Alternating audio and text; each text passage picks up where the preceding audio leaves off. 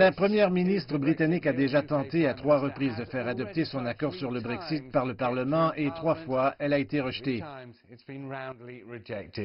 Maintenant, elle va essayer à nouveau, en résumé, en disant aux députés « Si vous appuyez mon accord, je vais vous accorder ce que vous demandez », soit un mot à dire sur les relations commerciales que le Royaume-Uni pourrait avoir avec l'Union européenne après le Brexit et, de manière significative, un vote du Parlement sur l'opportunité de laisser le peuple se prononcer une deuxième fois. Donc, pour les députés qui veulent un second référendum pour confirmer l'accord, vous avez besoin d'un accord et donc d'un projet de loi sur l'accord de retrait afin de le concrétiser. Laissons-le donc en seconde lecture et plaider devant le Parlement. Mais le problème est qu'il n'y a apparemment aucun soutien parlementaire pour un deuxième référendum sur le Brexit et que déjà un nombre considérable de personnes se sont prononcées contre ce que Theresa May appelle leur dernière chance de quitter l'Europe avec des conditions négociées.